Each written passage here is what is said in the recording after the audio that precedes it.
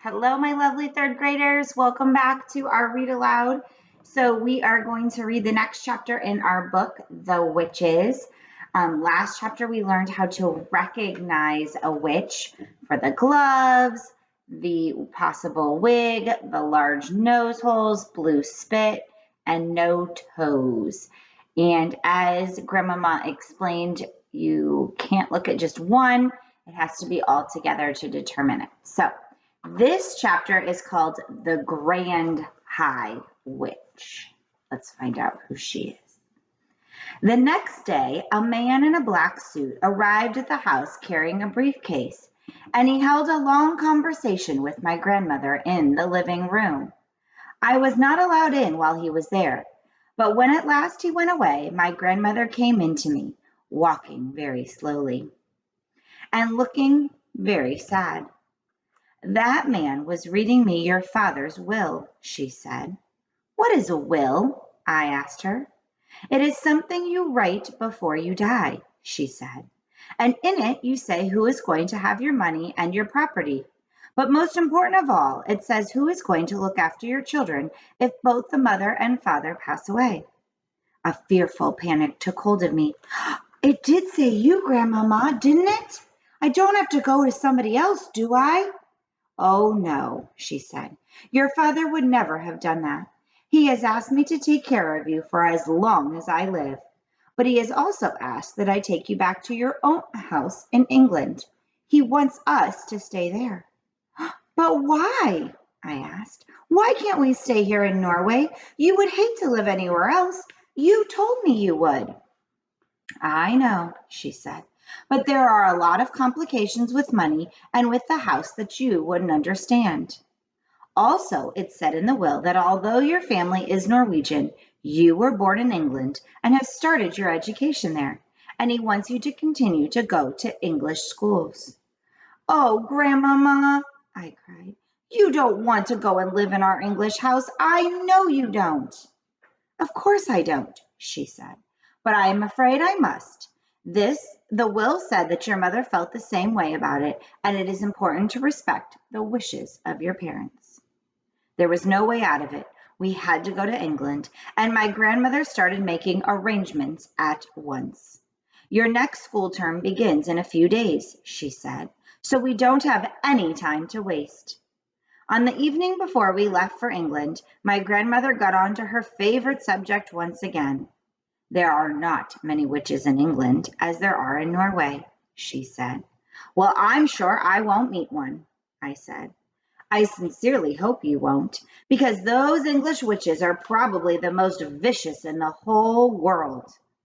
As she sat there smoking her foul cigar and talking away, I kept looking at the hand with the missing thumb. I couldn't help it. I was fascinated by it, and I kept wondering what awful thing had happened that time when she had met a witch. It must have been something absolutely appalling and gruesome, otherwise she would have told me about it. Maybe the thumb had been twisted off, or perhaps she had been to jam her thumb down the spout of a boiling kettle until it was steamed away. Or did someone pull it out of her hand like a tooth? I couldn't help trying to guess. Tell me what those English witches do, Grandmama, I said. Well, she said, sucking away at her stinking cigar. Their favorite rust is to mix up a powder that will turn a child into some creature or other that all grown-ups hate. What sort of creature, Grandmama? Often it's a slug, she said. A slug is one of their favorites. Then the grown-ups step on the slug and squish it without knowing it's a child. Oh, that's perfectly beastly, I cried. Or it might be a flea, my grandmother said. They might turn you into a flea, and without realizing what she was doing, your own mother would get out the flea powder, and then it's goodbye to you. You're making me nervous, Grandmama. I don't think I want to go back to England. I've known English witches, she went on, who turned children into pheasants and then sneaked the pheasants up into the woods, and that very day that the pheasant shooting season opened. Pheasants are kind of like a bird, turkey kind of thing. Ouch, I said, so they get shot? Of course they get shot, she said, and then they get plucked and roasted and eaten for supper. I pictured myself as a pheasant flying frantically over the men with the guns, swerving and dipping as the guns exploded below me. All right, here's your pictures. There's the slug and the flea and the pheasant. Yes, my grandmother said, it gives the English witches great pleasure to stand back and watch the grown-ups doing away with their own children. I really don't want to go to England, Grandmama. Well, of course you don't, she said, nor do I, but I'm afraid we've got to. And witches are different in every country. Are witches different in every country? I asked. Completely different, my grandmother said. But I don't know much about other countries. Don't you even know about America? I asked.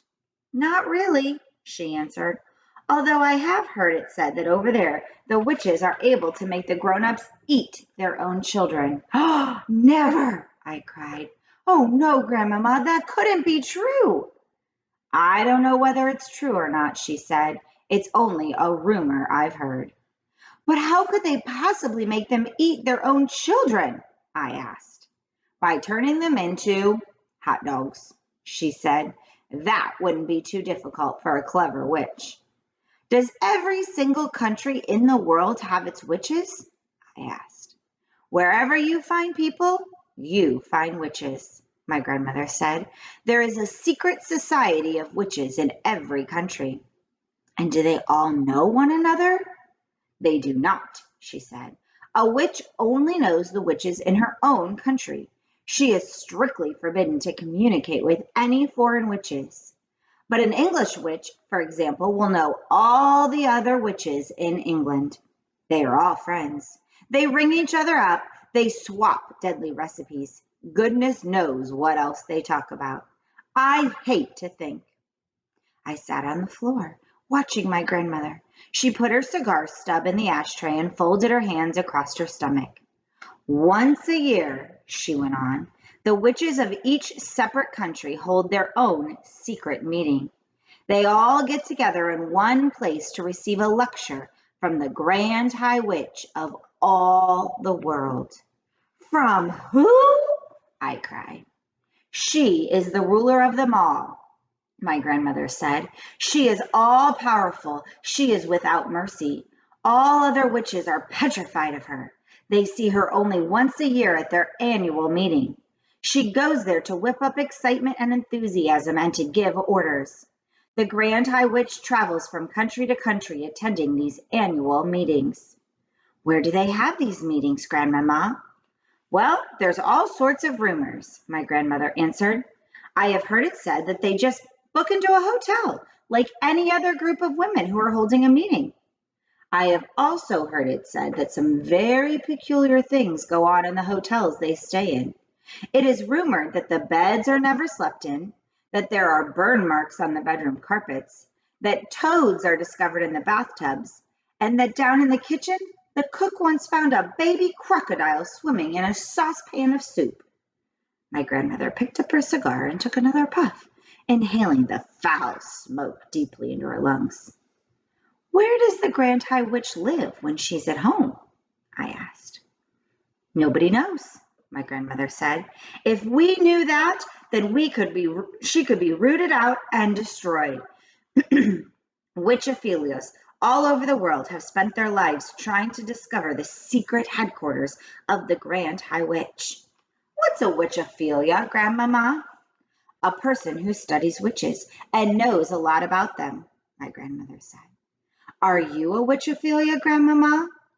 I am a retired witchophilia, she said.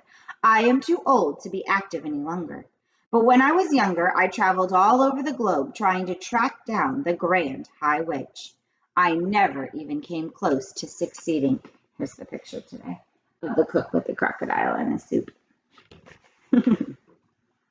Is she rich? I asked. Oh, she's rolling, my grandmother said, simply rolling in money. Rumor has it that there is a machine in our headquarters, which is exactly like the machine the government uses to print the banknotes you and I use. That's like dollars. After all, banknotes are only bits of paper with special designs and pictures on them. Anyone can make them who has the right machine and the right paper.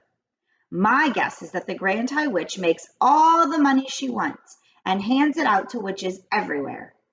What about foreign money? I asked. Oh, those machines can make Chinese money if you want them to, my grandmother said. It's only a question of pressing the right button. But Grandmama, if no one has ever seen the Grand High Witch, how can you be sure she exists? My grandmother gave me a long and very severe look. Well, nobody has ever seen the devil, she said, but we know he exists. The next morning we sailed for England, and soon I was back in the old family house in Kent, but this time with only my grandmother to look after me. Then the Easter term began, and every weekday I went to school, and everything seemed to have come back to normal again. Now, at the bottom of our garden, there was an enormous conker tree, and high up in its branches, Timmy, my best friend, and I had started to build a magnificent treehouse. We were able to work on it only at the weekends, but we were getting along fine. We had begun with the floor, which we built by laying wide planks between two quite far apart branches and nailing them down. Within a month, we had finished the floor. Then we constructed a wooden railing around the floor that left only the roof to be built. The roof was the difficult bit.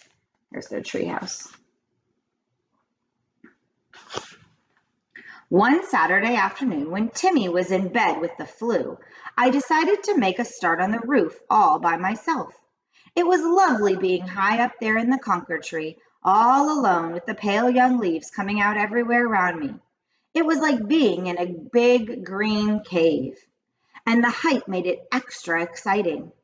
My grandmother had told me that if I fell, I would break a leg, and every time I looked down, I got a tingle along my spine. I worked away, nailing the first plank on the roof. Then suddenly, out of the corner of my eye, I caught sight of a woman standing immediately below me. She was looking up at me and smiling in the most peculiar way. When most people smile, their lips go out and sideways. This woman's lips went upwards and downwards, showing her front teeth and gums. The gums were like raw meat. It is always a shock to discover that you are being watched when you think you are alone. And what was this strange woman doing in our garden anyway?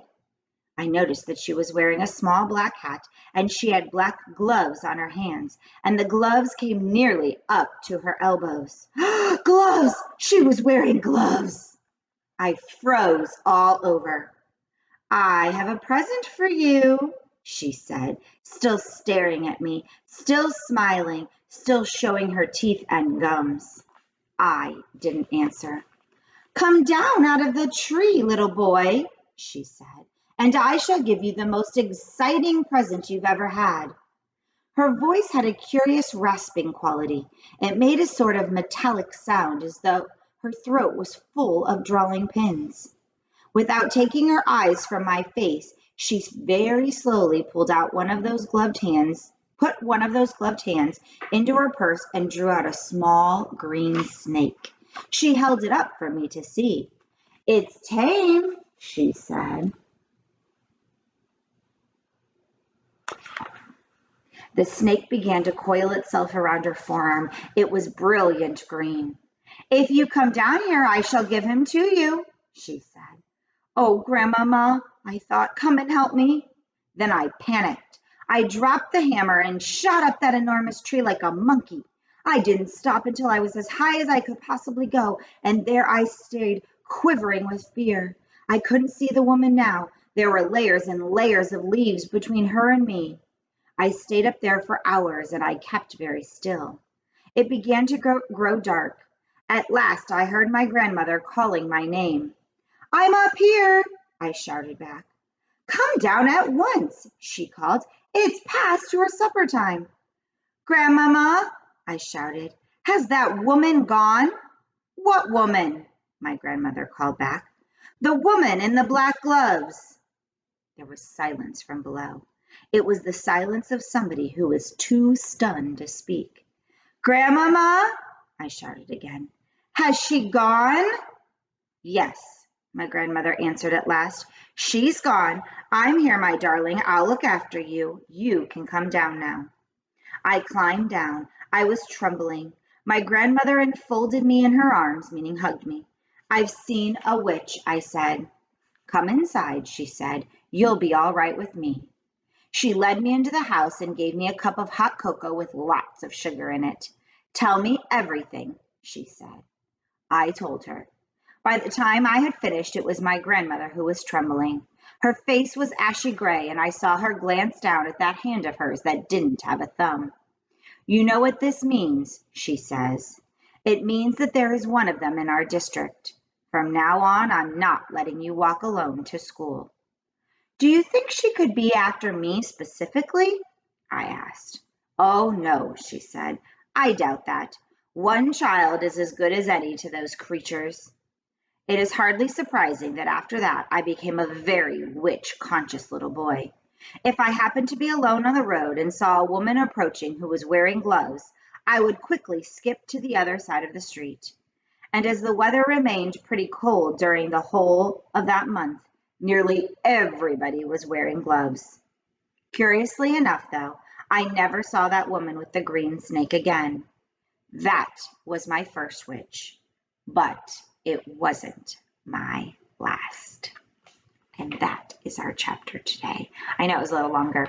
Our next chapter will be Summer Holidays. See you later.